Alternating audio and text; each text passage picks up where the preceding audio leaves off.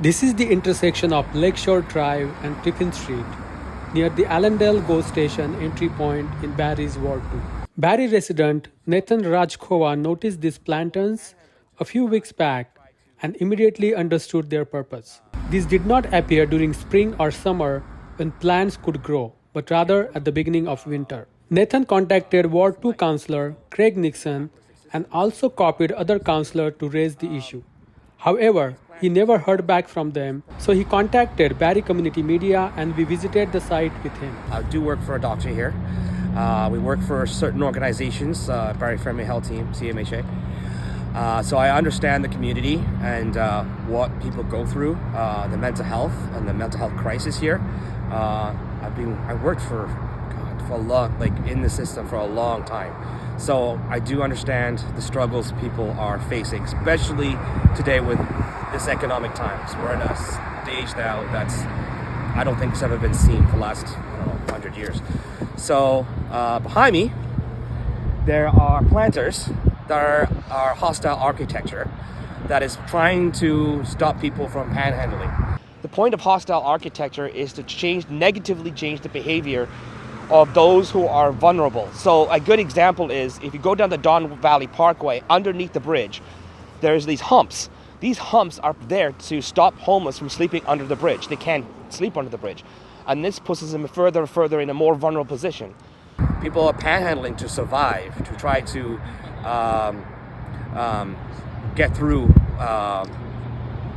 this life. So in the capitalistic system, this is one of the ways to do it.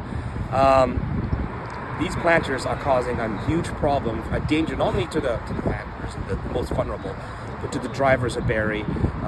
If somebody was to they're forced to walk on the road. So if they're on the road and there's an accident happening, then there's a great problematic situation with that, where the insurance, with the drivers, with the pedestrians.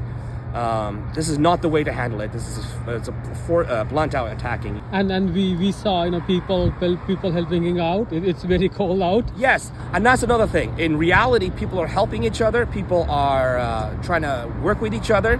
It's not like it's online where people are complaining and when they're hiding behind a computer screen and they're causing all sorts of problems in certain Facebook groups where they talk down on these people and call them names and make wild accusations. In reality, people are helping. In reality, people are trying to work with each other. This is the actual world. It's not like us online. And then you did write to the Councillor Nixon, who is... I wrote to Nixon. I wrote to Councillor Marion and Congo. I wrote to a dozen of them. I didn't get a response back to any of them. They just ignored me. And then you also mentioned about the Queen's Park, where they took down many trees. Yeah, so I didn't realize this. They took down 30 trees, which then lessens their ability for shade and for security, for staying in that park. I didn't realize that was the case. I found that out later. They're extremely important to the ecosphere, for shade, for people who are homeless. I know it's not a grand solution, but it's something that helps protect them from the elements to a certain degree. It's another assault on the homeless and the most vulnerable population, and this is a situation that anybody could end up being. We're in an environment where I think we're at 6.7% of the interest rate. We haven't got the 11% that's filtered down to the economy yet. So if we're on this stage already, you can imagine how things are going to go in the future. So yeah, this is a bad situation.